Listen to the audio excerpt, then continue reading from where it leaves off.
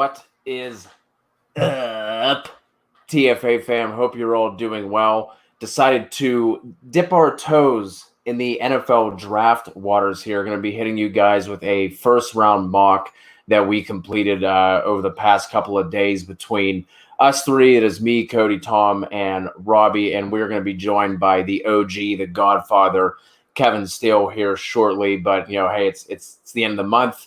Got to get those work papers in. Got to get the reports. He got his period.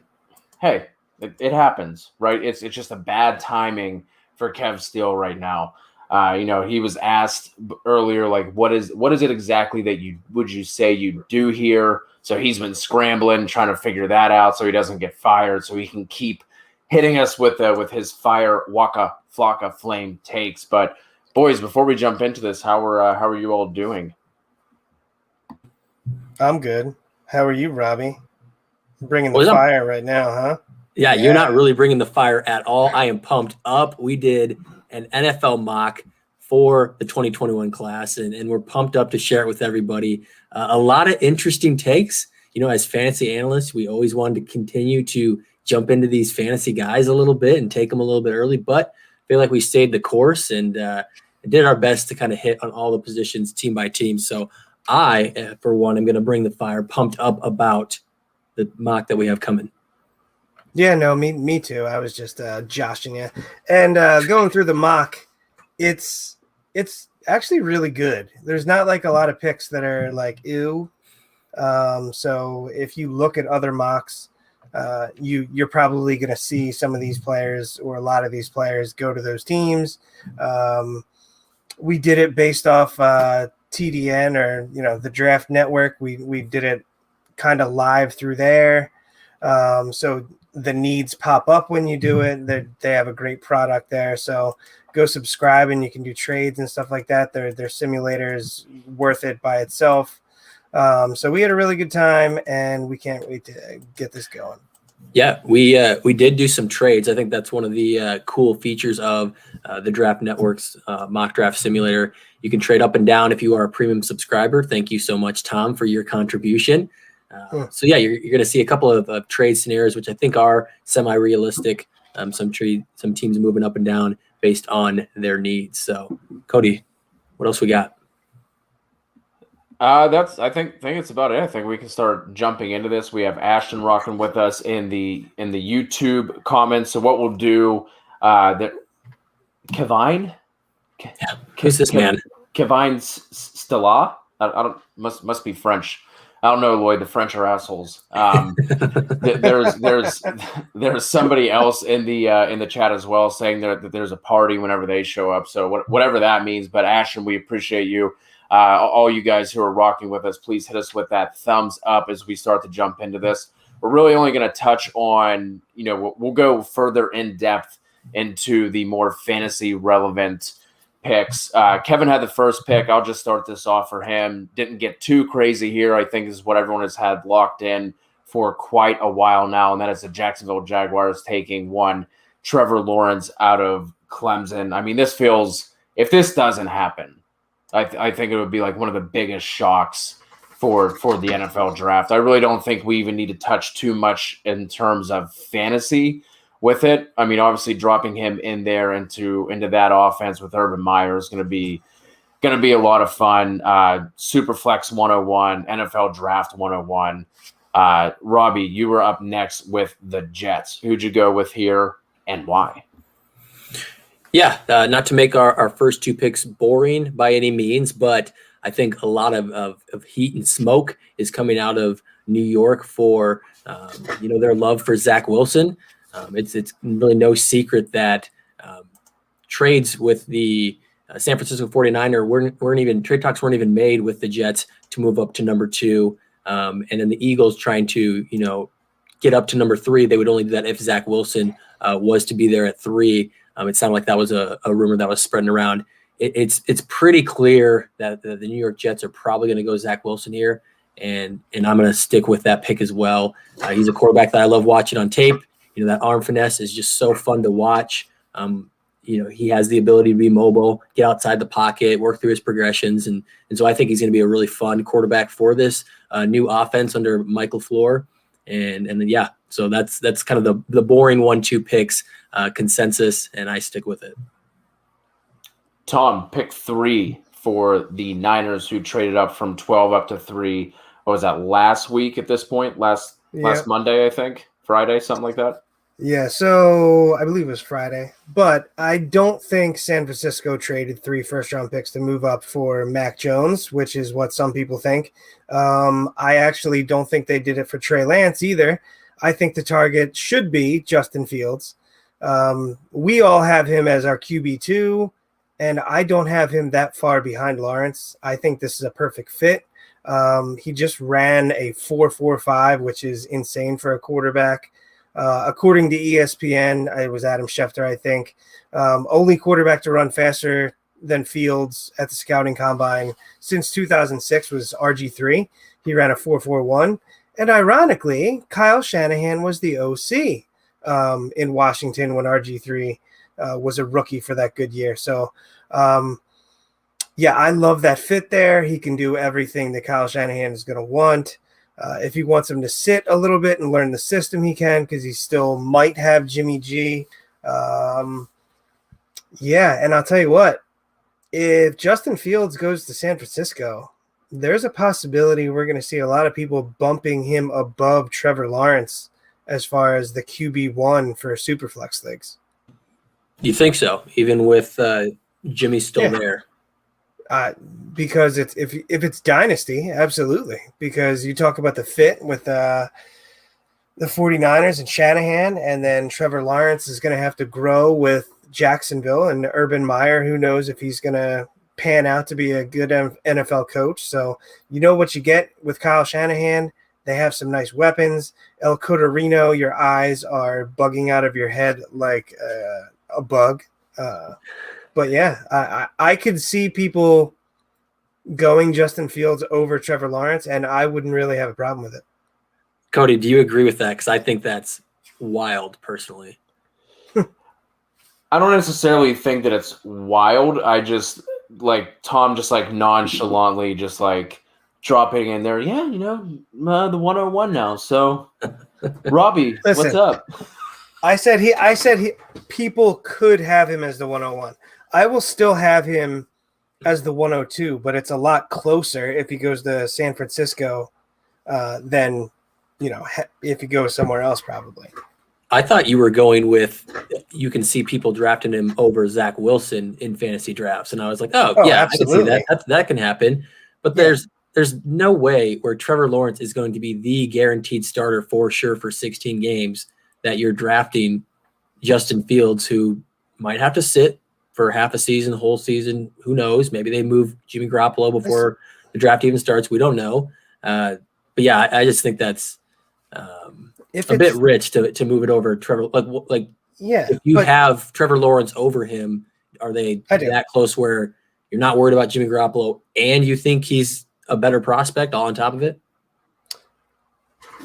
I'm not worried about Jimmy Garoppolo because if it's dynasty and you have the 101, you likely weren't competing last year, so you can have time to actually let Justin Fields develop. So if they're that close because of the landing spot, I can see somebody going Justin Fields over him. Again, I'll still have Trevor Lawrence as the 101. I just think it's close, and I don't think it's absurd at all if people are going to take Justin Fields over him in a super flex. Yeah. I mean, San Fran definitely has the more appealing total offense as well, right? Correct? Maybe. Like how many times are they going to pass, right? They're not exactly a air it down the field type of passing offense, right? No, but couldn't you see a scenario with him trading up and getting his quarterback that they might start to lean toward a heavier passing and not be a run first, run second kind of because they're going to have the pieces. Then you drop somebody who's way more dynamic, like a Fields or a Wilson or a Lance, whoever it ends up being. I mean, now that it's stewing, now that it's that I'm marinating in that take a little bit. I don't think it's crazy. Oh, I was being convinced. There we go. So let's keep this thing moving because we do have 32 picks to get through, and I'm sure there's going to be a lot of this banter going back and forth. At pick 4 should be the Atlanta Falcons, but Kevin, who is controlling the Denver Broncos, gave Atlanta a call.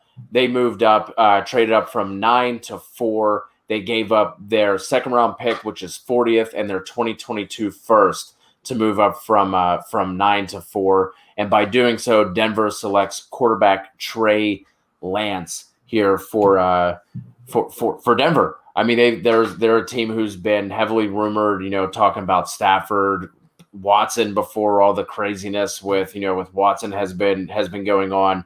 They've been one of these teams who has been rumored to be, kind of coming in strong in terms of going after a quarterback. And they're another team where if you drop a quarterback in that can, upgrade the weapons they have around them, that's another really strong offense that could definitely take off with the right quarterback in tow.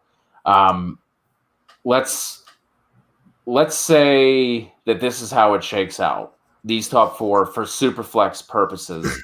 How are you guys ranking Lawrence, Wilson, Fields, and Lance? Tom, you first. Lawrence, Fields, Wilson, Lance, and that was it? You wanted us to do right now? Yeah, just those 4. Yeah, so that's what it is. But I think Lawrence and Fields are in a tier by themselves, and then you have Wilson and Lance. And I think you could argue that Lance gets bumped up ahead of Wilson because of the weapons in Denver. Ooh. Yeah, I'm just not sold that some of these guys will start right out the gates. So I'm going to take the 2 guys that maybe have some competition still there, at least for year 1, as my 4 and 3. So Lance at the bottom, Fields. Are we talking dynasty or just straight redraft? Dynasty, yeah. I'll probably go Lance at 4, Wilson still at 3, Fields at 2, 1 is Trevor Lawrence. What a nice quarterback class we have coming in. Moving on to 5, that is Cincy. They kept their pick. Kev also controlled Cincinnati. They ended up going offensive tackle Penei Sewell out of Oregon. I mean, I think this pick just makes a lot of sense. Obviously, it's something that we have been talking about here for a while. You had what we saw happen with Burrow. Mixon has his injury history. They can't mess around with that offensive line. I know there's been people talking about reuniting Chase there, and maybe it's Kyle Pitts. I just don't think you can do that. I don't. I get it. It's sexy. Like get you all revved up, especially for fantasy purposes. But man, as an organization, if they pass on Sewell there at 5, oh boy. Like I don't know. I think that need and talent and everything just lines up way too much. And I think that would also give that offense a massive boost because they've been dicking around with that offensive line for the past couple of years. And it just hasn't it has not worked out for them. So let's move on. Robbie, you're back up with Miami at the 6th spot. Who you got here? Well, hold on. That Penei Sewell pick real quick. Essentially, they're going to have 2 rookie tackles that were first-round picks because they get Jonah Williams back. Correct. Jonah Williams? Jesus. Yep. Well, yeah.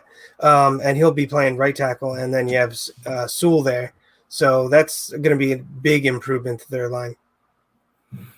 Yeah, and on top of that, they also got in free agency Riley Reif, I believe, from Minnesota. He's older, but had a really good 2020 year, actually. So that's the one, not to go back to this pick, but Cody, I think that's the one interesting thing about this pick is I don't think Riley Reif stops you from taking Penei Sewell, especially with Reif's age, but it kind of gives more hype to the potential of maybe Chase coming into town, maybe Pitts coming into town. So I do like our mock there with Penei Sewell going there, and right behind him goes Jamar Chase to Miami. I think this is a really good matchup. A lot of people want to see Tua reunite with one of those Bama wide receivers, and I think that would be good as well. But my wide receiver 1 in this class, and I think most individuals' wide receiver 1 is Jamar Chase. I think he plays like an absolute alpha. I think that's something that this Miami Dolphins team needs. We've seen Devontae Parker kind of be that in spurts, but I think they might be regretting giving him that long-term deal. To be honest with you, we see them get Will Fuller on a 1-year deal, so they have some firepower. But if we're talking about long-term alpha wide receiver, somebody who can play that X, play your possession wide receiver for the next 4 years for sure, if not longer, I think Ja'Marr Chase fills that need for them completely. He helps Tua with a lot of his just dominance to just go up and get the football, hand fight with guys, win contested catches. And so I think that size speed combo that Ja'Marr Chase brings the Dolphins there is just really hard to look past, even with how good Devonta Smith was this past year. Yeah, no, I agree. And you're talking about how he's most people's wide receiver 1, and you guys know that I have Jalen Waddle. And to tell you the truth, I think I'm coming around on ranking Ja'Marr Chase as the wide receiver 1. I went back and watched a lot more film on him. Welcome. Good to have you. So it's nothing against Jalen Waddle whatsoever. It's just Ja'Marr Chase is silly. And I also am kind of baking in landing spots there as well, as because Chase goes to Miami. I think that's a really good spot. And I don't think in this draft range, Jalen Waddle is going to wind up with nearly as good of a landing spot.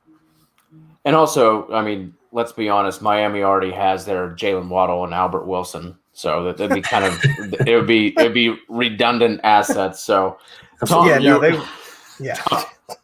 douchebag. Tom, you're up next. You made a trade here as well for New England coming up to the 7th spot. Who was picking here? Who'd you trade with, and who did you take? I did. So Detroit was on the board, and I had New England trade up. They gave up the 15, the 46, and their 2022 first for pick 7, and I had them taking Kyle Pitts because they need more tight ends. No, I'm just kidding. I didn't actually have them do that. They're taking all the tight ends, so I figured, why not? No, I had him taking Mac Jones. So, yeah. That was a big sigh. Are you not happy with that? Yeah, no, I am. You did New this, England. Tom. New England jumps ahead of Carolina, and Carolina at this point must be absolutely livid if this happens because they're sitting there waiting for him to come. I could see Carolina jumping up to one pick and possibly getting it, but I think New England just can afford to offer more. He gets to sit behind Cam for a year, learn the system from Josh McDaniels. Mac's a very smart quarterback. I think he should have success running whatever system McDaniels devises. And that's the thing about Josh McDaniels is he's going to come up with a system based on your quarterback's strengths. So it's not like, Cam Newton and Tom Brady ran the same offense. So I think there was a question of whether or not Mac Jones was a product of the talent around him at Alabama. And I think New England is going to be putting a lot more talent around him than he did last year. And I think next year they can continue to do that as well. So I like that fit, and they get their quarterback of the future. And I still think they're rolling with Cam this year, unless he falters. But yeah, I like Mac Jones to New England. What do you guys think about the trade? I'm curious if New England's ever had talent and the ability to turn a dad bod quarterback into a NFL superstar. I feel like it's unproven, right? I think they drafted a 6th-round pick one time at 199 who had a dad bod. You guys, I saw that photo come back up on my timeline somehow, and the caption was, "Damn, I know the SEC has been sponsoring Kentucky or Chick-fil-A, but I did not realize Mac Jones was a self-sponsor." Oh my God. I was like, okay, oh no. But yeah, so I think this is interesting, especially for the Patriots. They definitely want to get a quarterback. I don't think they gave Newton long-term money. They gave him, hey, we need somebody in case we don't get somebody in the draft. And so if they're not able to move up, I think they're going to be in a little bit of a world of hurt. So I like this for New England. I'm going to keep things moving here on to pick 8 with Carolina. I had Carolina for my first pick after I traded the pick 4 from Atlanta. And this was a team that has, you know, a lot of needs that they could go with. There are a lot of different ways. You know, I thought about doing something on defense, maybe taking corner here for them. You know, maybe giving them some linebacker help. They do have some pieces. They could use some help on the offensive line as well. But ultimately, I landed on Kyle Pitts. There's no way he makes it out of the top 10. You know, even going into his pro day today, then he has his pro day and just absolutely solidifies that. It wouldn't surprise me if he was the first, you know, pass catcher off the board and he went before Jamar Chase. I think there's going to be a lot of teams that are just absolutely drooling over him. And maybe after Carolina just went straight defense for all their picks in the draft last year, Matt Rule says, like, okay, I need my piece. And I think Kyle Pitts would be a really, really fun fit here, you know, between DJ Moore, Anderson, Christian McCaffrey, and then adding somebody like Pitts would just be a really, really fun offense, you know, no matter who the quarterback is. And Teddy was okay, you know, and giving him another weapon like that and getting back a healthy Christian McCaffrey, I think would definitely help. Yeah, and one other thing, I think if Carolina loses out on that quarterback, they might trade down a few spots, and they could still hypothetically land Kyle Pitts at, you know, say Dallas wants to jump up and try and get Surtain. I think that's a decent spot for him, and Carolina could gain a pick or two. But yeah, I could see that. I love the Kyle Pitts fit in Carolina, though. I think that really makes Teddy Bridgewater interesting in redraft, guys. Honestly, if we talk about the streamer quarterback, that's just a ton of weapons. Christian McCaffrey's back, like you said, Cody. I think you laid that out beautifully. It makes Teddy actually really intriguing, or whoever that quarterback is for them in 2021. So I think that's a note to follow if this does. You know, if the draft works out exactly as we have it planned, which I'm sure it will. Keep your eye on Teddy. Moving things on, Tom, you just brought up this name. Moving on, Atlanta has his pick now at 9, like I said, with the trade with Denver that we did earlier between those two teams. And again, another team that could go a lot of different ways. I kept going back and forth on this one, but I feel like taking Patrick Surtain makes a lot of sense for them. They've already invested pretty heavily in that offensive line, so I didn't want to do that. You know, Pitts is off the board already. You know, I don't see them going wide receiver here at this point, this early in the draft. So I gave them a difference maker on defense, and I think that could be Surtain. And we've seen them, like, through the past 2 years kind of ebb and flow. You know, like the first half of the year, we're absolutely targeting them, you know, in terms of fantasy because they're just absolute dog shit on defense. And then it's like all of a sudden the coach gets fired, somebody gets brought up, and it's like, oh, hey, actually they've been actually doing pretty good the past couple of weeks. But they lost a lot in free agency as well. So I think Surtain would make a lot of sense here. Robbie, you had your own Dallas Cowboys coming up at pick 10. Who did you give for Dallas? Yeah, I think Patrick Surtain would have been a really intriguing choice for Dallas. For those who follow the Cowboys, that's probably the number one mocked pick for them is Patrick Surtain at corner. We know about the Cowboys' struggles to stop the pass last year. If not for the Falcons, they probably would have been bottom there. Hey, Kev, welcome on in, buddy. What's up? We're on. Party can start now. I'm here. Daddy's home. Perfect timing. We're on America's team. I just wanted you to be here for this pick. Oh, you guys are already at pick 31? That's wild. You guys moved along. Beautiful. I love it. Now we are talking about the Dallas Cowboys and me taking Rashawn Slater, left tackle from Northwestern for them. This is more of how to make your strengths even stronger. Obviously, Cowboys have a lot of needs on defense. I think if Surtain was still there, if Cody hadn't sniped him right in front of me for Atlanta, I would have gone with him. But with him off the board, I think Slater is actually probably the most technical lineman in this draft. And I think he's able to play both tackle positions as well as left guard. And I think that's where he'll start for the Cowboys in there at left guard. And then you still have Tyron Smith at left tackle, Zach Martin at right guard. So they just have a lot of offensive firepower to continue just putting up fantasy points for your team. So I really like his athleticism and the punch that he gives. So yeah, that is my pick for 10 with Dallas. Moving things on to pick 11 with the Giants, I had that pick. Again, another team that could have just went a bunch of different directions other than wide receiver. I've seen people talking about like, hey, will they possibly, double down even after getting Kenny Golladay? And there's absolutely no chance in hell that old man Gettleman just goes out and gets even more wide receiver help. That was it. I feel like he was probably forced to bring in Golladay at gunpoint to do that anyway. So there's no way that he doubles down and does that. I could see possibly offensive line going here, especially after they lost Zeitler. But I ended up giving them edge with Kwity Paye out of Michigan. I just feel like, they brought in some corner help. They have decent linebacker play.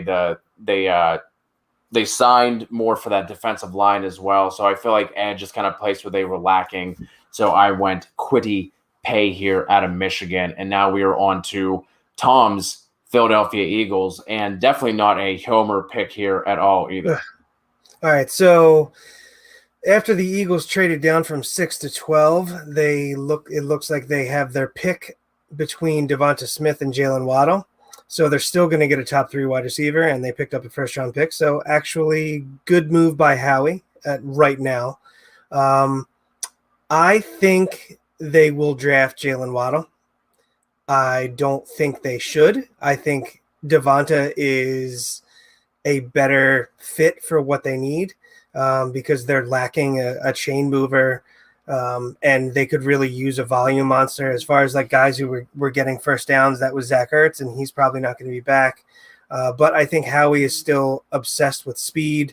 Waddle isn't a bad pick at all. You guys know how much I love him, but I think Reagor and Waddle might be somewhat redundant. Or you know what? They could both succeed at taking the top off of defense and help the running game and underneath routes because they have to have both safeties play back. But Waddle isn't quite as pro-ready as Devonta, so he might struggle early. But I think the Eagles are taking the long view as evidenced by them stacking picks.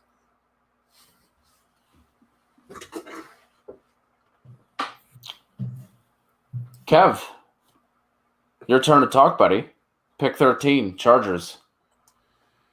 Yeah, this was a pretty easy pick for me. I was surprised that, not really surprised, but that Tom made the bad pick here and just went Jalen Waddle. I know he says but let's all be honest. Tom loves Jalen Waddle. So, like, secretly he's like, well, I think they should have done this. No, that's really what you want. Just put your nuts on the table and let everybody know. Okay? No, I listen, knew you were going to go Jalen Waddle as soon as it happened, but you let it happen. Regardless, if Devonta Smith is sitting there on the board for the Chargers, it is a slam dunk for them.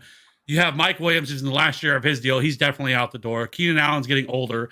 They definitely need help at that wide receiver position. They lost Hunter Henry as well, brought in Jared Cook, also an aging veteran.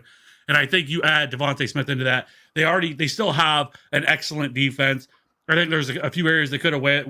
I could have went there on defense, but for the most part, I think that defense is pretty solidified still. And so I think giving Justin Herbert another weapon there and Devonta Smith made way too much sense here for me. So I couldn't pass up on Devonta Smith, who is definitely the number 2 wide receiver in this class.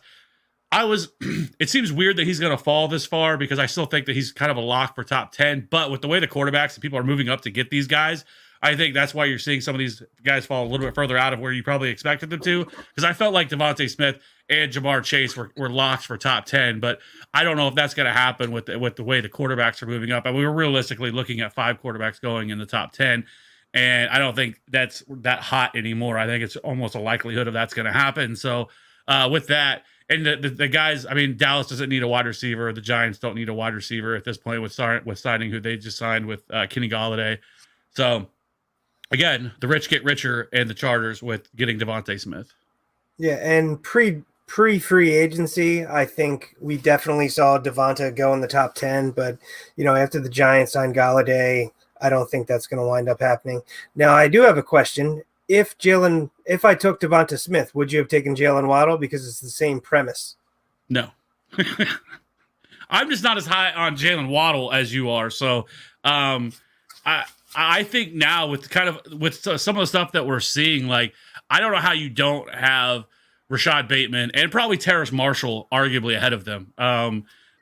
For me, he definitely is ahead of those guys. And I think you can make a case for even Rondale Moore ahead of Jalen Waddle. I know you love Jalen Waddle. I get it. but I think that he is more special teams than he is going to be anything else. But I'm sure that I will be wrong, and I know NFL teams will love him just like they love Henry Ruggs. And no, I'm not saying they're the exact same player, but I am still saying that I still see this happening. Teams love speed, and they're going to go after it. But I still think it's a mistake, and I think these other wide receivers are better than what he is, and I think they provide, especially a much more of an immediate impact. Where I think Jalen Waddle, he could definitely be dynamite in the return game, but so he's always going to have a role there. But he still has some work to do to develop outside of that. Yeah, well, yeah. Real quick, I'm gonna go make a 5-course meal. Whenever I get back, we'll continue with this because this is gonna take a while. Yeah, no. So Waddle is more raw, but at the same time, he outproduced Devonta Smith in the first 4 games as far as receiving yards. So I don't understand how you can say he's going to be mainly special teams, but yeah, I think we can move on. Robbie? I didn't say that's what he's mainly going to be. I said he's always going to have a role in the NFL because of what he can do there. So he's not just going to completely fall out. Like he's going to always have a role with that because what he can do in the return game. But yes, 100% Rashad Bateman and Terrace Marshall over Jalen Waddle, no doubt. 0% in the NFL draft. Hey, I think this discussion's kind of interesting if we have these landing spots of Waddle going to Philadelphia and Devonta going to the Chargers. If both those things happen, we still have Keenan Allen, we still have Mike Williams for redraft this season, and then for Waddle, he still has Rager there, Jalen Hurts at quarterback. Who would you guys be taking first redraft? Just what we know right now, saying that those 2 players land in those 2 spots. I would go Jamar Chase first, and then Devonta Smith, and then Jalen Waddle in redraft. Cody? And honestly, I might go Waddle 4th for Somebody redraft. just flushed a toilet? definitely just started toilet flush. Could have been. Tom just flushing his takes down the toilet along with his Eagles fandom. As we go on with this, he's like, I can't do this anymore. Let's real quick, Kev, I want to ask you for redraft, but Tom and Robbie, let's throw Pitts into the mix. Chase, Pitts, Waddle, Smith for Dynasty. How would you rank those 4? With these landing spots that we have, correct. It's always interesting with a tight end, right? I think Pitts is kind of a little bit different from your average tight end that you're expecting to take a little bit. I'll still probably go Chase 1, Pitts 2, and then I'll go in with these landing spots. I'd like Smith at 3 and Waddle at 4. Tom?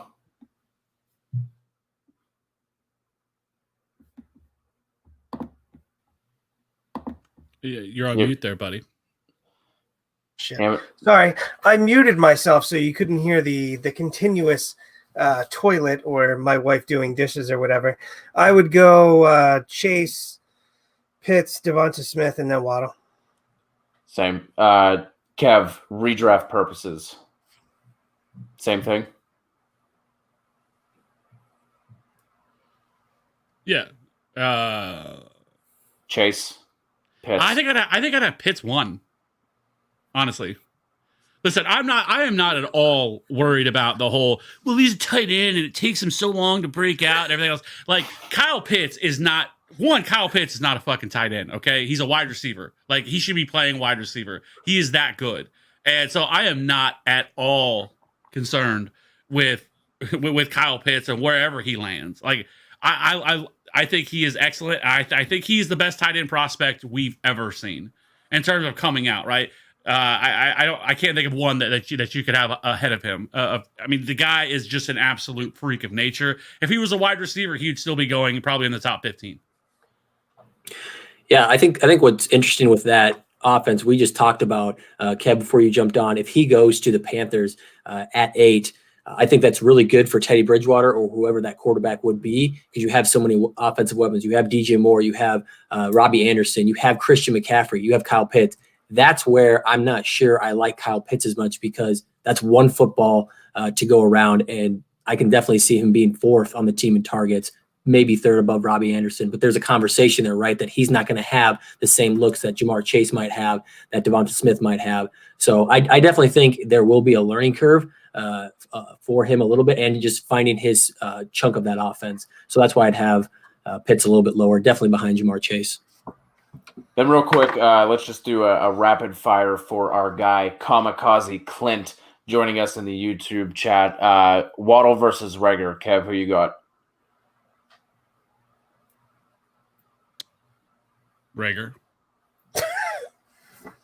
Robbie? Oh, Tom, you're going to be so disappointed with me. I do like Jalen Reagor. It was a weird season. He did not have a great first season, but I still believe in Reagor. I'll take him for at least the 2021 season. I'll abstain because I don't want to hurt your feelings, Tom. Yeah. That's fine. Tom, You're all wrong. You going Waddle? Yeah. Okay. Well, you can be wrong. That's fine. Let's get back on track here. Pick 14, Robbie. You had the Vikings, so you got the Vikings taken. Yeah, so the Vikings, I realized once I kind of set these up that I gave myself a lot of teams that didn't have a ton of offensive needs, so I'd have a little bit more of the boring Big Uglies pick. And that's exactly what I did here is I went with the Big Uglies. Christian Darrisaw, left tackle out of Virginia Tech. This guy's just got a mean streak to him.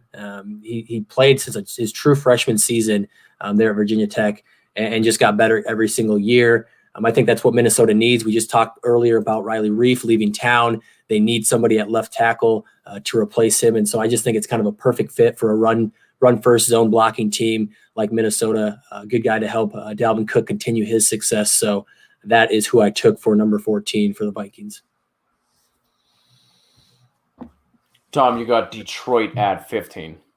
Yeah, so after they traded down with New England, they are going to possibly get the top defender in the class in Micah Parsons. Micah is, possibly made for Detroit. Is it Micah or Micah? Micah? Yeah, I do it all the time. Sorry. But anyway, he will be biting off kneecaps in Detroit, just like, Campbell once. And shut up, Robbie. But anyway, I think that's a good fit. Yeah, Tom, I think this is interesting because that's a great player for them. I think him and Okudah would be a good young tandem for them. But with Detroit trading out of the spot that you had him, and then both of those Bama wide receivers go, I think this is almost like a worst case scenario for him because who are they rolling out at wide receiver then? Tyrell Williams. They picked up somebody else. I can't even remember. That's how irrelevant the player is. Anyone else know who they have in the wide receiver room now? That's why I think it wouldn't be great if this happened and both those Bama wide receivers went. So good defensive player, but I'd be a little scared for Jared Goff there. I thought about reaching for a wide receiver there, but I thought the value for Parsons was too great, and they need a linebacker as well, and they're not going to exactly compete this year, so they can concentrate on getting weapons next year. Oh, and I'm sorry, that's the linebacker out of Penn State, not the cornerback. I have my names mixed up. So obviously wouldn't be playing across from Okudah, but probably the top linebacker prospect in this class. That's a really good pick defensively for them. Continuing the defensive picks, I had Arizona at 16, and I have them taking J.C. Horn. I know they brought in Butler, but I just think somebody like J.C. Horn could be a difference maker on the outside. Maybe they don't even force him. Maybe they can have him play nickel or have Malcolm play nickel, kind of give them a little bit more flexibility there. But I think pairing him with was it Byron Murphy, right? They took maybe 2 years ago, I believe.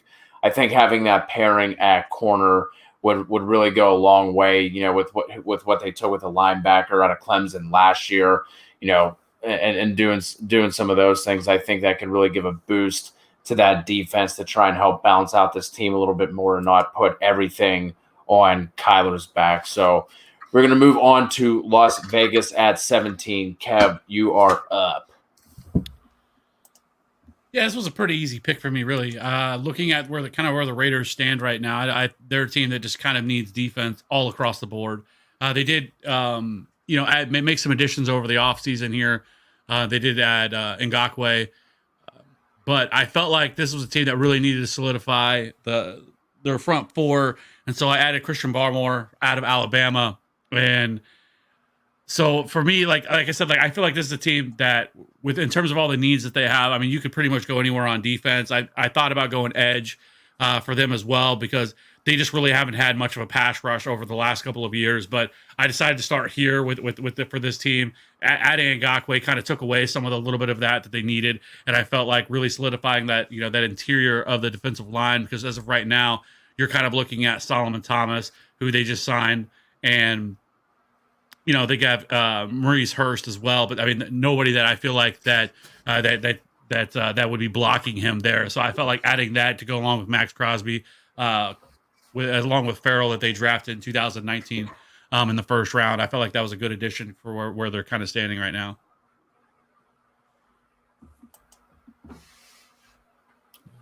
Jobby, Miami at 18. Who you got?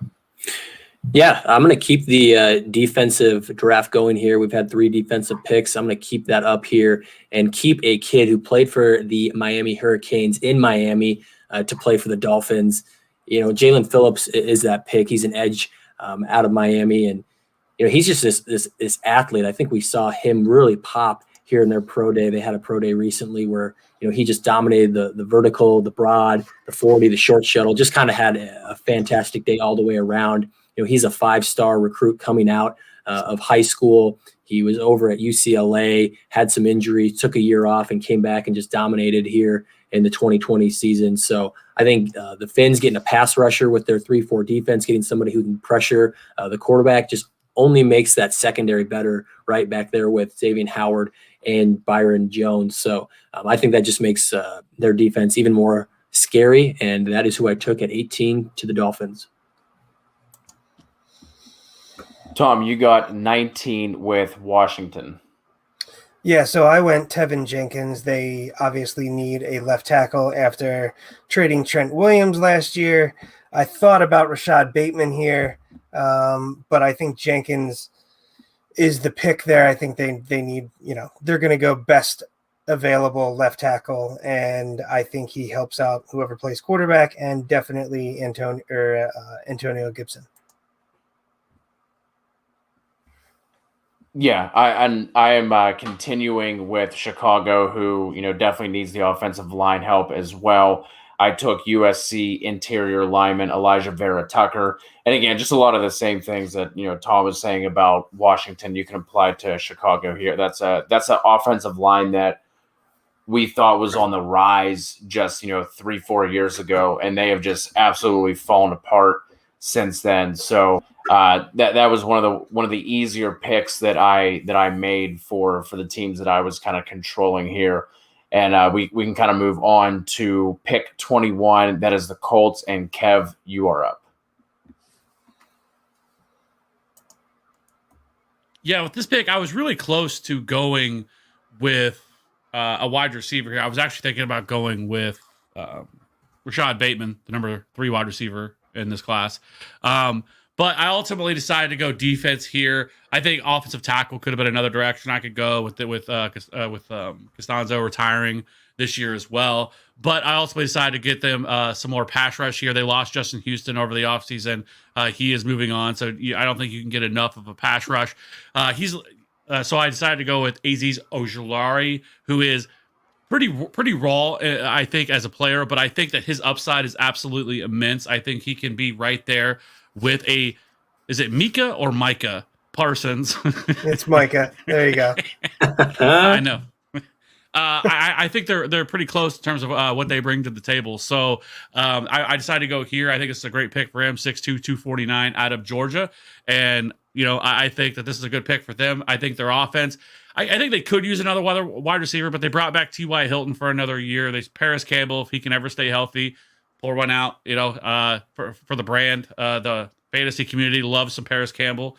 This will be probably the 3rd year in a row that we've been excited about Paris Campbell, and with Michael Pittman. So wide receiver is definitely a direction to go, but I just feel like this, with how deep this wide receiver class is, I think they could definitely address that in the 2nd or 3rd round here. So I decided to go here.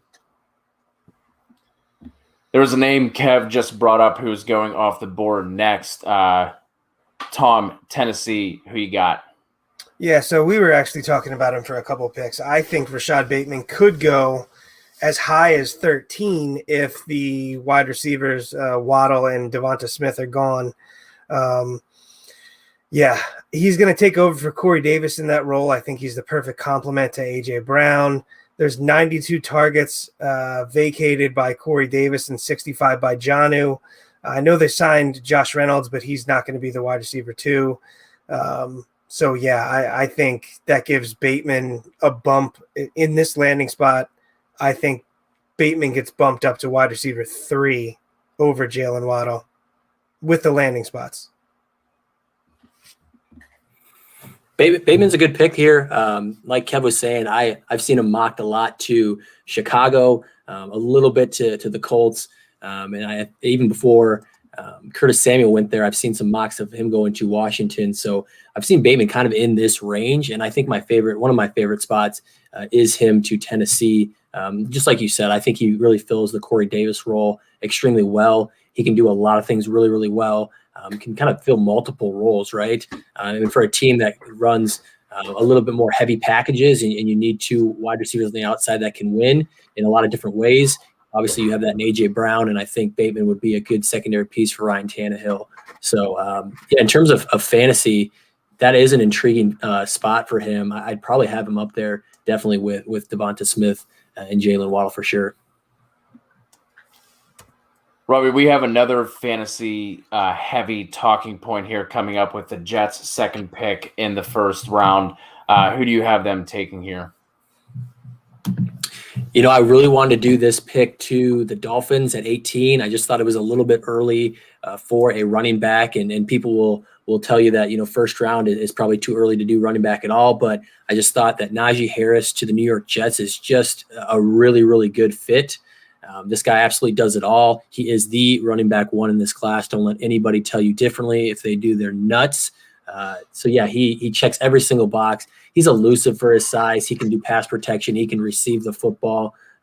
He just does a lot. And I think he'll do a lot for Zach Wilson, who I drafted to the Jets, the number 2 spot, take a lot of pressure off of him in his rookie season. They have an offensive line that's got Mekhi Becton, but they're still a little shaky throughout. So having a good running back that can do it all for you, help pass pro, be a dump off option. I think this will be a really good spot for Najee Harris.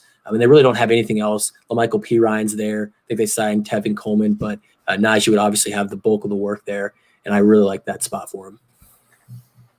For dynasty purposes, Tom, Robbie, where would you be sliding in Najee amongst the landing spots that we have so far? So we had it. We basically had a Chase, Pitts, Smith, Waddle. You guys said you would throw Bateman kind of up into that wide receiver 3 spot. Where would you slide in Najee for dynasty purposes with this group? I would still have him first. Yep, he's first for me. Running back, just the premium on the position jumps him over all these guys. I would still have to have Chase ahead of Najee. I'm not crazy about the Jets landing spot. Gase has got that taste in your mouth. The Gase taste. It's icky. It's icky. It lingers. It's icky. It's yucky. It makes you sick to your stomach. But not just that, but like you were touching on that offensive line. With all of these running backs, we really didn't see them for the 2021 class. We really didn't see a lot of these guys have the ability to create on their own when shit breaks down, right?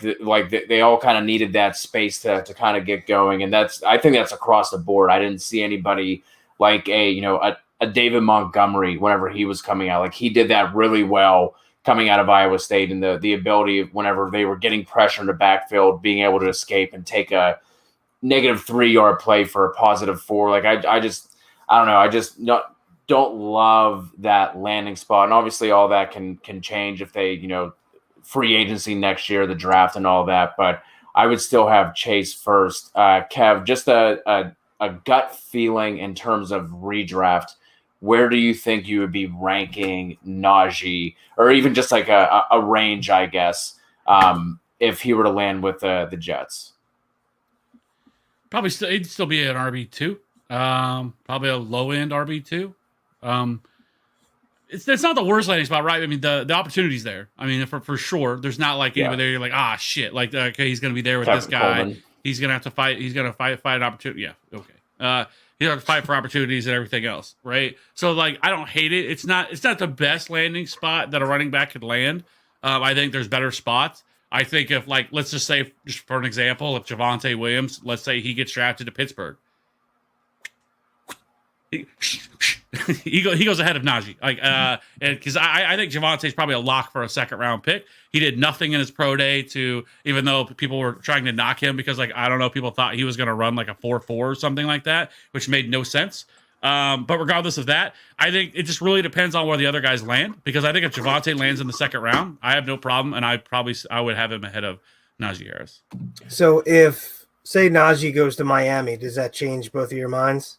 Yes, because Miami, we've seen what that offensive line can do. I mean, just about every running back produced last year behind that offensive line. And so I mean, you add that to that, him there with Jamar Chase, since that's where we mocked him. I think maybe this, as long as Tua can take another step, because I am really, really on the fence about Tua actually being good. Like, he did not look very good. And it's his rookie year and his first year. And it was kind of a weird situation where they kind of thrusted him in whenever I don't think anybody really expected him to play last year, coming off a major injury. So I'm going to give him another year. I'm not going to sit here and just write him off. But it's just, we see it before of other quarterbacks who go in the first round, who go in the top 10, who don't look very good their first and just never really come out of that. Now, there are some that do. Look at Josh Allen, did not look very good, took some time and really developed. So I'm not going to completely write off Tua at this point, but I am not like, I'm not excited about Tua either. So hopefully adding these weapons and adding these guys around there. So yes, if Najee went to Miami, I would feel a little bit better about that, mainly because, like I said, of the offensive line situation, because the Jets' offensive line is still not very good. I think they definitely need to address the offensive line, especially if they're going Zach Wilson as well at quarterback.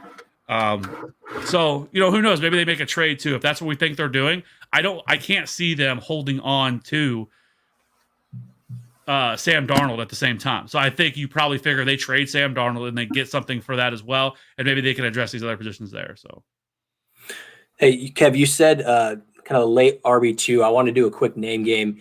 Just answer which running back you guys would take higher for redraft. Let's start with Chris Carson. Would you guys rather have in redraft Chris Carson or Najee Harris? Chris Carson is now a top 12 running back, so I would 1,000% Chris Carson. Tom as well. And we're talking Najee to the Jets? Yep. Probably Carson. Okay. Josh Jacobs or Najee? Jacobs. Probably, yeah. Closer for Cody? Yeah, that's a lot closer. Yeah. Melvin Gordon? Najee. Yeah. Okay, so yeah, he's slotting right in there, kind of in that late second, running back 20-ish range. Nobody's taking him over J.K. Dobbins, or would anybody have him over J.K.? I would have J.K. Dobbins at him. Yeah. Okay. Good. So moving on, I have my Pittsburgh Steelers here at pick 24. I'm going offensive line help here with bringing back Ben.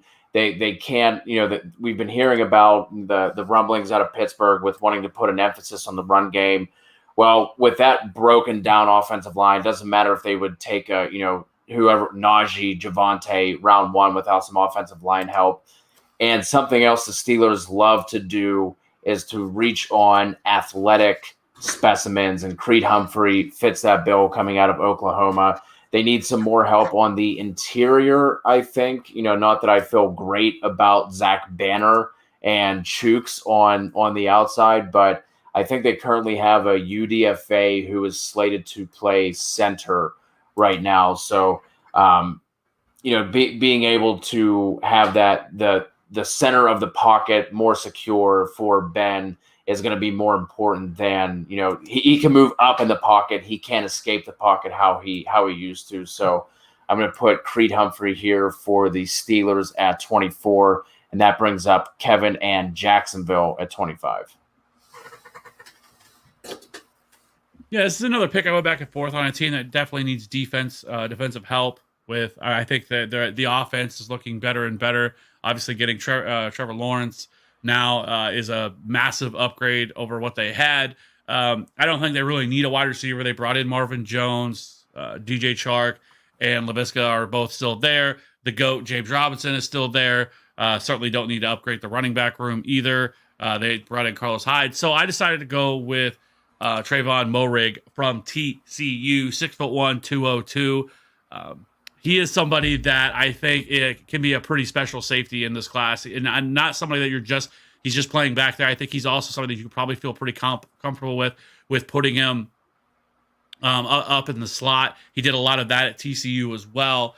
But like, he is one of the most ball hawking safeties in this class. I think he so over the last 2 years, he has led all safeties in pass breakups. 2019, he had 12. 2020, he had 8. And like I said, you can kind of see that. And I think he has a little bit of honey badger to his game, and where you can kind of move him all around. You can put him at linebacker. You can put him at slot. I mean, you kind of do a lot of things with him. So that's why I put him here. Their safety room is pretty bare, if you will, but that entire defense is pretty bare. So they need a lot of pieces all along that defense. So I think, Pat, once you get past probably Trevor, I think after that, you're probably going to see them continuing to hammer defense. Yeah, I really like this pick because, like you said, they have the need for it. And this is like the only, I'd say, really strong safety in a weaker safety class. So this is just a perfect pick for them. And then quickly, just going back to your pick, Cody, with Creed Humphrey. We just talked about the Jets' kind of shaky offensive line. After this offseason, with Pittsburgh struggles to kind of retain some of their assets financial, I think Creed Humphrey is going to help kind of re-solidify that line. After they lose a couple pieces. Did they lose Villanueva? Were they able to re-sign him or not? He hasn't signed yet. He is not signed. Yeah. He's gone. Pouncey retired. Filer left in free agency. So they that offensive line that was one of the top 3 units just 2 years ago is now, in the bottom half for sure. Right. Yeah. That's my maybe a worry if a running back lands there. I'm not as in love with the line. Like we used to think, that's a line we want to run behind. I don't think it's quite the same. But with Creed there, that is a good start. Robbie, you got pick 26 for Cleveland here. I did want to get to a question we had real quick from Springer, since this is the team that we are now on for Cleveland, asking, he's over on Twitch, asking if we would like Richard Sherman to Cleveland to add a vet to the secondary. Just real quick, I don't know that it's necessary, because we also have to remember they have Greedy Williams, who didn't play. They have Delpit. I know he's more safety, but they just brought in Josh Johnson, brought in Troy Hill. So I don't know if it's necessary. Sherman still did play pretty well last year. I guess it all depend on the contract. But what do you guys have any thoughts on Sherman to Cleveland? I think you nailed it. Yeah, I like it. There's a lot of corners. This corner free agency market was really saturated.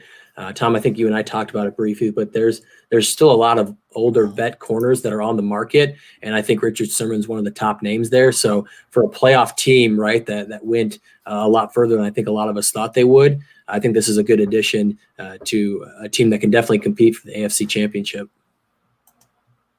You got to assume that he's coming in on a reasonable contract right now, considering he has yet to sign. So, you're not going to turn down Richard Sherman on a reasonable contract for a team that's slated to make another run like that. But you were bringing in some defensive help for them, Robbie. Who do you have them taking here at 26? Yeah, absolutely. I think Kev's pick at 17 to Las Vegas, Christian Barrymore, would have been a fantastic run stuffer up the middle for the Browns. I think we were always picking against the Browns whenever we saw a running back go up against them. With him off the board, I decided to go Gregory Rousseau out of Miami. So this is the second edge out of Miami. But this is a guy that I think he just does a lot for you. Not only does he give you a good pass rusher on the opposite side of Myles Garrett there, but he also can set the edge against the run as well. He's a guy that had 20 tackles for loss, 15 and a half sacks in his 2019 season.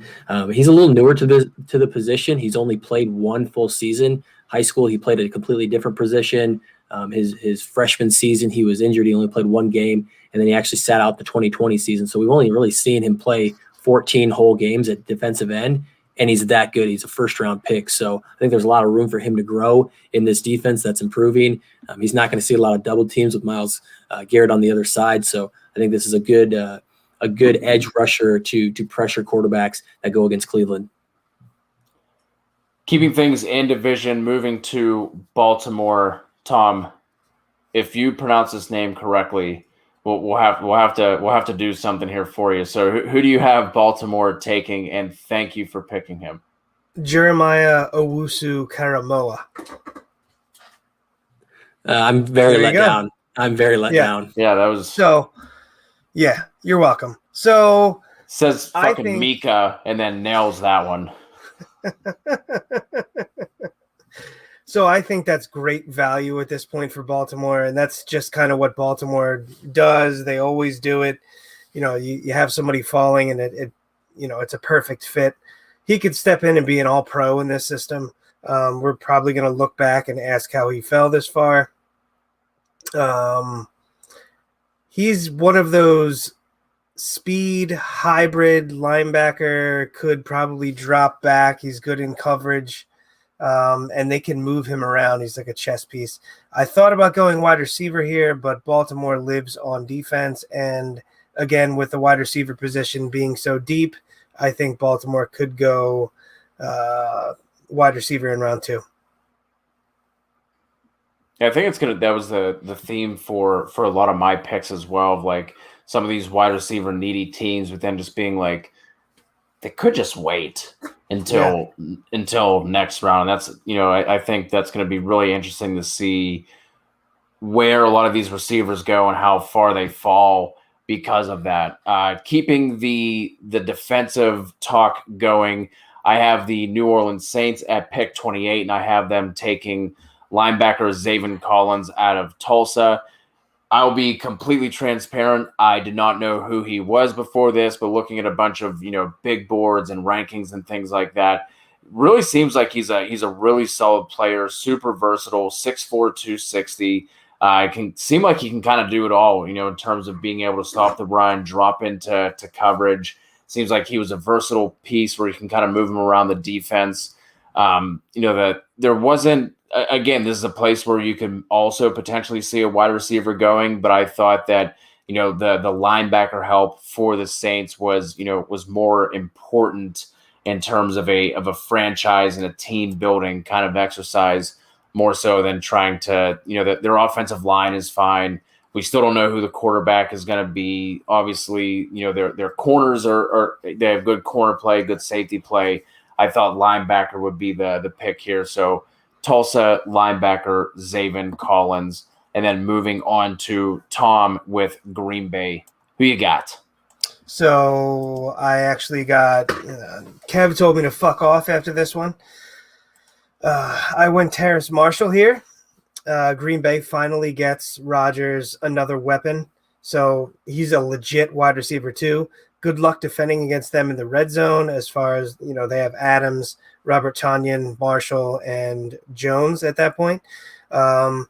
MVS, Equanimeous St. Brown are both UFAs next year. Alan Lazard, Equanimeous. Go ahead. Equanimous. Oh, no. Is that how you say How it? did you get the other one right and you couldn't Yeah, do that's so Equanimous? disappointing.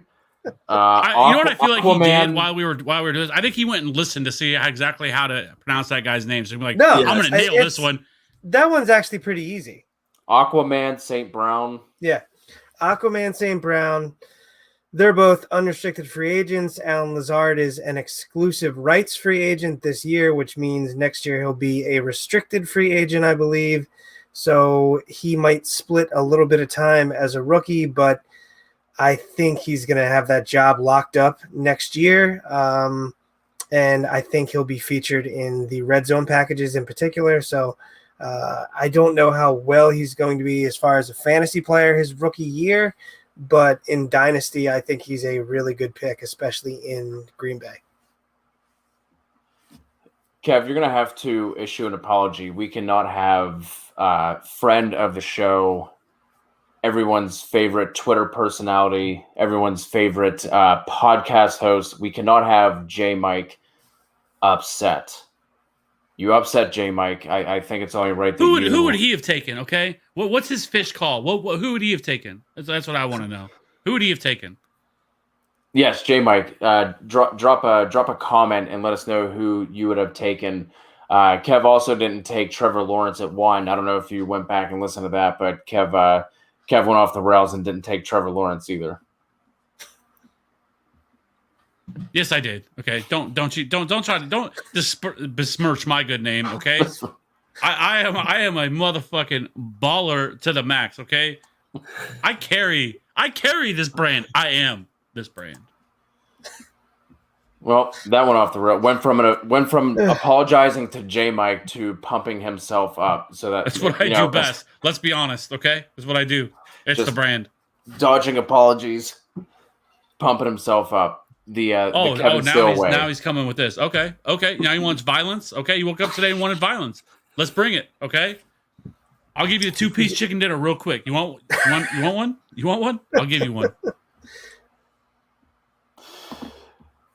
There it is. He would have taken one of the offensive tackles. Oh, here we go. Here we go.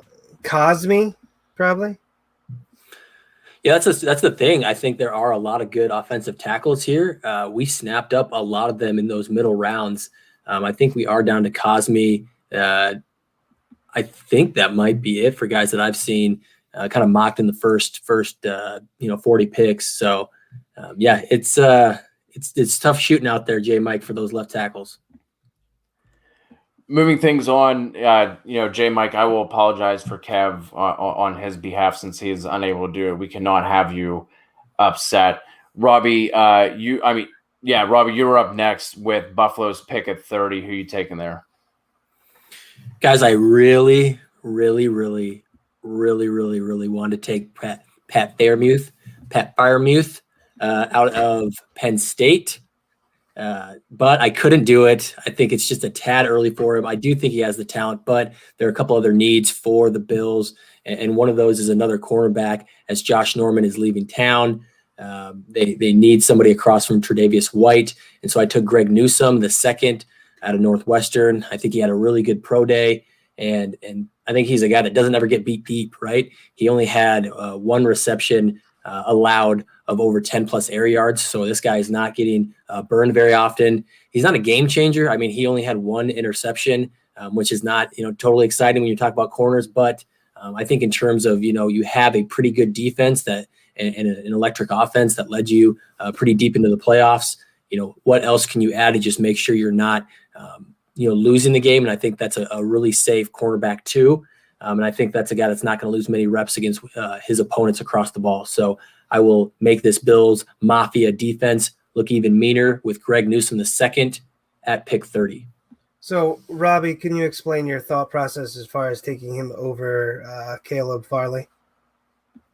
Yeah. So for those who might not have heard, Caleb Farley did have a second back surgery. I will not pretend to be a doctor. I do not know the severity. I just know that this is his second back surgery since he's, last played football, right? We haven't seen him since. And so I think that's a little scary when you talk about investing a first overall pick in that. And I think he has tumbled down the board a bit. And for a Bills playoff team, do you want to do something risky? Potentially he's ready for the season. Potentially he needs some time. You're not exactly sure what you're getting there. His upside when he's healthy.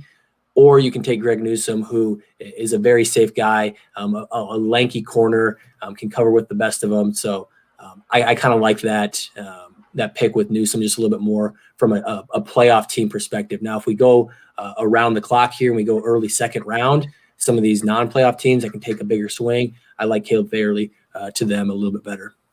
Yeah, they say he's going to be ready for training camp, but who knows? Back surgeries are really scary. It seems like once you open up a back, there's always other issues that arise.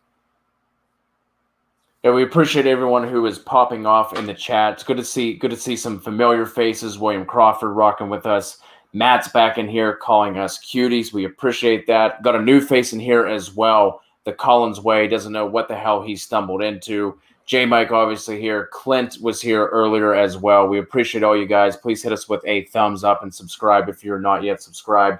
Kev, it is on you. You have your Kansas City Chiefs. Collins Way is also talking about, I don't know if Bolton was somebody who you thought about here at 31, Kev, but he mentioned a name who you are taking.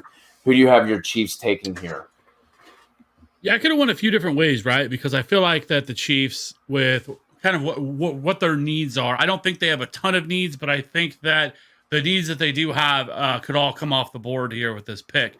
And I struggle with this because, one, I find it really hard to believe that the Chiefs are going to have what could be Mike fucking Rimmers, who is terrible at right tackle, and a rookie at left tackle. They also have Lucas Niang, there's a third round guy that they really like. He could end up slotting into the left to the right, but there's no way they're going to have two tackles who have never taken a snap in the NFL, trying to protect Patrick Mahomes, the best player of the NFL. So I went back and forth on this, and I do feel like there's still a chance, whether it's Villanueva or another option here at left tackle, whether they trade for somebody, because there has been reports and talk about they could bring Mitchell Schwartz back if they find out that he ends up being that guy, or ends up recovering from his back surgery that he just had recently. Put him back at right tackle if he recovers and he's able to play, because he has yet to retire. There was some thoughts that maybe he would. But the Chiefs have done a really good job at retooling that offensive line. They brought in Austin Blythe, who sounds like he's going to be their center. They brought in Kyle Long, who's probably going to be a backup to play behind at guard. They brought in Joe Thuney, which obviously spent the big time money on him. So they've done a really good job of retooling this entire offensive line, and they're kind of pointing in the direction where I think they probably bring in one more guy, and they're not necessarily looking for a tackle here. But at this point of where we stand, I could have went, he brought up Nick Bolton. That is a really good option. I don't think Nick Bolton's going to be a first-round pick. The dude's an absolute stud linebacker. I do not think that he falls outside of the first round. He's probably one of the guys that definitely should be inside the first round. I thought about going with him as well, but they still have Willie Gay, who really started to flash at the end of last year. And so I ended up going with Alex Leatherwood from Alabama. He was kind of one of the guys that were left here on the board at tackle. I think there is a chance that there's a couple of different ways the Chiefs could go. I think they could trade up if an offensive tackle starts to fall that they like. And I think they very well could trade out of this pick to acquire more assets down the road, and maybe go with a wide receiver or something like that, because they definitely need an offensive tackle here. But I think Leatherwood is somebody that I think is versatile. I think you could put him at tackle if you needed to. I think you could put him at guard. LDT is probably only year. He'll be gone after this year, I think. And so I think Leatherwood could really play all along this offensive line. Was excellent at Alabama. And so that's why I kind of went there. I do think Cosme could have been in play as well. But I also thought about going with Rondell Moore here once Terrace Marshall went off the board. I was really hoping he would go. I think he fits really well with what the Chiefs like to do, moving their guys all around, putting him, whether it's in the slot, on the outside. I think you could do so many different things. They've already had this type of player with Tyreek Hill. Andy Reid knows exactly what to do with this type of player. So I thought about going with Rondell, but ultimately I decided with going with the offensive tackle. But I don't think that's probably where they're going to go, to be honest with you. I think there's a much better chance that they already have their tackle by this point, and they either trade back or they go wide receiver. Hey, Kev, if they do go wide receiver, it sounds like your first choice is Terrace Marshall. Is that correct? Oh, for who will probably be there, right? So I think Terrace Marshall almost fits right into what they wanted from Sammy Watkins, right? Where Sammy Watkins did a lot more of that underneath type coverage, where they could put and run to Tyreek deep and kind of move all these guys around. And honestly, I don't know how much longer Tyreek's going to be around either in this offense. They're going to have to eventually start making some decisions on some of these guys. They've done a really good job, I will say, of doing the salary cap Olympics with moving all this stuff around. But Tyreek he's still young, but again, this offense, I definitely think needs retooling. They didn't add any wide receivers. They went after Juju. They went after a lot of these guys and tried to bring them in. They weren't able to. They brought back DeMarcus Robinson, which does absolutely nothing for me. I don't know why we continue going down this road to DeMarcus Robinson. He's fine for who he is, but he's not something. If something happens to Tyreek, if something happens to Travis Kelce, we're going to be in a world of hurt, because I don't think they love Mecole Hardman. They have continually not given him the opportunity. He continues to make bad decisions on the field. in the Chiefs offense with Pat Mahomes, basically you continue running your route, you continue moving around, you don't stop because of Pat Mahomes and his ability to get outside the pocket. Mecole Hardman has done that time and time and time again, and you continually see Pat Mahomes yelling at him like, keep going, why did you stop, and stuff like that. And so I know a lot of people love somebody like like people talk about or excited about Mecole Hardman in the Twitter streets, and I don't think they should be. It's a mistake because the Chiefs are not sold on Mecole Hardman. He is not going to be their wide receiver too, and I think it's almost a lock that they're going to draft somebody who goes to the first or the second round here. And like I said, ultimately, I don't think they're going to pick a tackle with this pick. I think it's going to be the best player on the board, and I think it's probably going to be a wide receiver, and I think it's definitely something that they need to do. Yeah, reading this tweet that you just threw up, or this response, Cody, about Nico Collins in the second, that is wild, because I've seen that mocked a couple of times of Nico Collins going in day 2 and just putting on his tape. He is just still really raw. He's this bigger guy for anyone who hasn't heard of him. He's a bigger 6'4", 215-ish. Just a kind of a jump ball, go up and get it type of guy. You can throw it anywhere near him. He's got a huge catch radius, but just a really raw wide receiver. Doesn't have crisp routes yet, and so that for me would be a mistake. I don't think that's what they need from a team. Again, we talk about these playoff teams and who can you get that can fill a slot that you don't have right now. And I think when you talk about Terrace Marshall, you talk about either more Rondale or Elijah. I think those are maybe some different spots, different wide receivers that can come in a little bit more polished and get the job done. But I did see that. Yep, that Nico Collins kind of being mocked in the second round, and then they went to his pro day. So that's really intriguing. If Rondale Moore went to the Chiefs, let's say that's where he landed.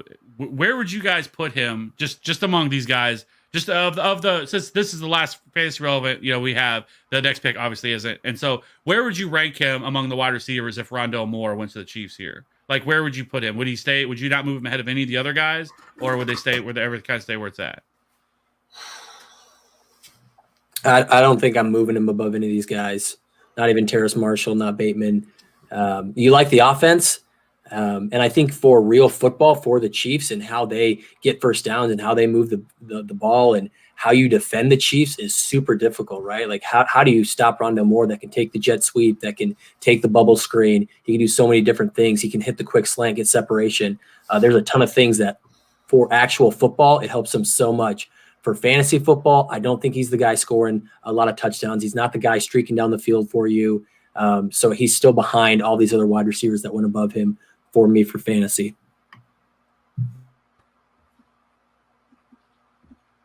So, I love Rondale Moore so much. Me too. I mean, him and Tyreek in the same offense would be absolutely just silly. And then you have Kelsey. That's a dream, but it could happen. I just think that, I guess for Rondale, I think that if he's going to hit his ceiling, I think in an offense with the Chiefs, with Andy Reid that knows we could unlock him, much like we saw him do with Tyreek Hill. Like, I feel like this would be one of the spots where, like, okay, they can actually get him to his full potential here, where you're not really worried about it. And so, again, like I think this, I don't know if I could put myself to put him ahead. I could definitely see myself putting him ahead of Jalen Waddle, but that'd probably be it. Because I love Terrace Marshall in Green Bay would be sex. Like, I would love that landing spot for him. Like that is very sexy landing spot for Terrace Marshall.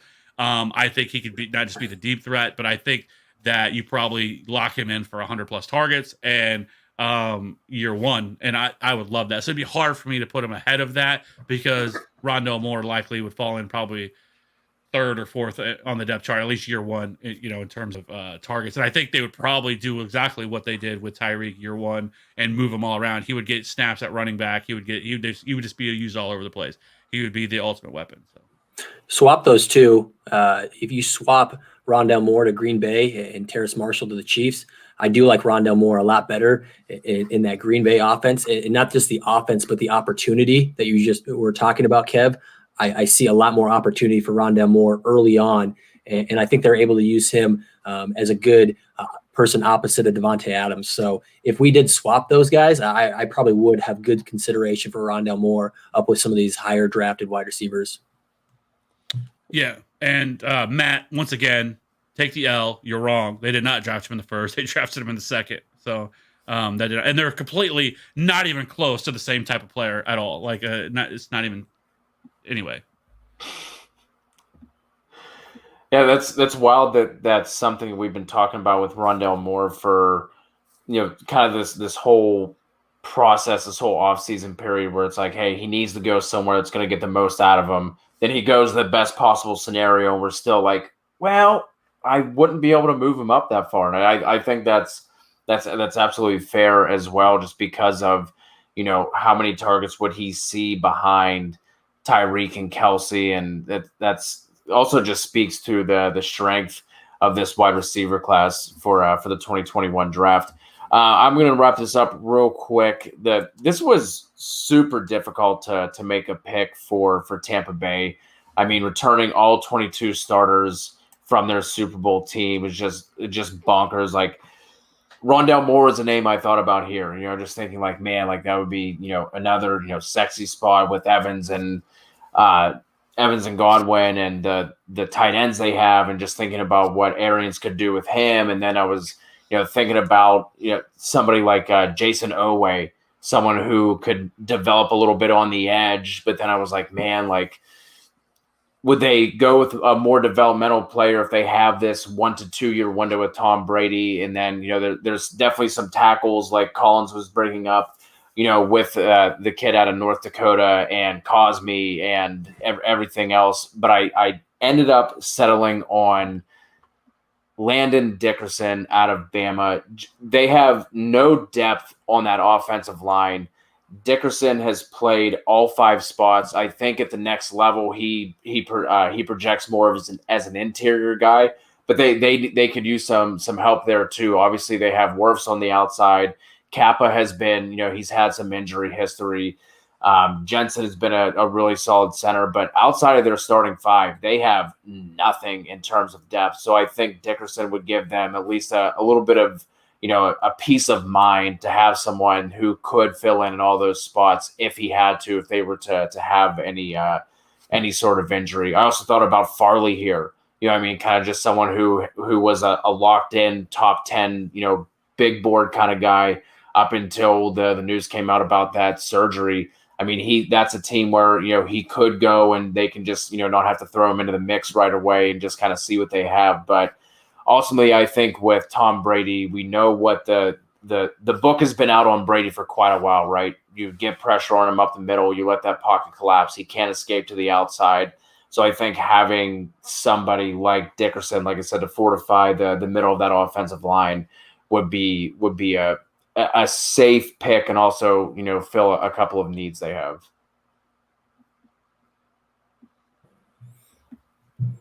Yeah, I like that pick. That's a good pick to wrap us up. I'm going to echo this thought here. This draft feels like it's kind of the real thing, guys. There's a lot of good picks that I think would really make these teams a lot better. Some things are obviously going to change and be a lot different, but it's exciting seeing where some of these wide receivers, especially in a deep wide receiver class, where they could land, especially the ones we just talked about. Green Bay, maybe New Orleans takes one. The Chiefs, obviously. I think we have a lot of fantasy relevant guys still potentially at the end of this first round that are going to be jumping up in the top of this class conversation. Boys, I think that went pretty well for our first go round at an NFL mock draft. Matt, it would not be a TFA show without you and Kev getting into it. And J Mike, yeah, it's super weird. I thought about Cosme here for Tampa Bay, but then a lot of the things I was reading about him in terms of his weaknesses seem to line up with the weaknesses that Donovan Smith has in terms of his pass sets and kind of Right. getting out in front of himself. So I didn't think that really helped them. So that's kind of why I skipped on Cosme there. But he was someone else who was definitely in the mix for that last pick. So if you guys enjoyed it, drop a comment. Maybe we'll throw together one of these as we get a little bit closer to the draft. And we are less than a month away We're all obviously going to be doing our live draft show as well for the entirety of day 1 and day 2. The same thing that we did last year, which was a lot of fun. Going to start getting the guests and whatnot. Kev's going to be breaking out that Rolodex to be bringing in some of the some of the big old man. So I think that is going to wrap it up. You guys have anything as we sign off? No, let the draft get here. I'm ready for it. I'm absolutely ready for this NFL draft, guys. It's going to be a lot of fun. Looking forward to our live show. Going to be a lot. That's where I kind of first started jumping in with the TFA guys and listening to you guys was that NFL draft coverage. So you guys do a great job with it, and now I'm going to be on the other side of it. Very, very pumped up. That's cute that you automatically think you're invited, Robbie. Yeah, I mean, look at him trying Did to it big get time lost in the himself. mail? Did it get lost in the mail? I actually haven't received it. I was going to ask, but I wanted to wait till we're off air. We're still on air. Must have gotten Fine, mixed. Robbie. We'll do our own live. Ooh. So what? Your one subscriber that you got on your Yeah. Hey, DJ is going to enjoy Thanks. the hell out of our pod, out of our live show. We need to get J Mike on. Is J Mike, are you in? Are you going to come on for one of the segments? One of the No. 30-minute segments? We're going to break the internet. Well, Robbie and I actually talked about doing a mock with J Mike as far as like a rookie mock in a couple weeks, this week, next week. We didn't tell J Mike this, but he's going to do it. Yes, we definitely need to get a Dynasty rookie mock going, get some of the fantasy names out there, the Dynasty names in the community. So that is something we are looking to do for the TFA Dino show. Robbie, you will get your draft invite whenever we get your wedding invite. I think that one has been planned out a little bit longer. So that's where yours has been. Or maybe I threw it away in the mail. Maybe I got in there, saw it, and I said, you know what? I'm going to do postman things. And I just chucked it out. Yeah, well, what about me? Do you want to see a live meltdown when the Eagles screw up? Yes, that's the best. That is the best type of draft show that everybody wants to see of things like that happen. We had Dynasty Frank on a few years ago whenever they selected Eli Apple. No. So that was a lot of fun. But J Mike, blame all of these guys for not telling you, because I'm told that they talk to you all the time, and I thought that you would have been the first person they reached out to. That's what I would have done. You know, part of being supposed to be a kamikaze and all this other stuff you guys record together. You can't even have the decency to invite J Mike. Shame on all of you. Shame You didn't on all of apologize. you. You did not apologize to J Mike. Shame on you. We are going to end it. We appreciate all you guys. J Mike will definitely be on. Maybe he'll be the only one on because he's the only one that matters. Number one in all of our hearts, despite the rip and the tear that Kev is trying to put between us. J Mike and I made a trade today. Love you, buddy. Love all of you guys. Talk to you soon.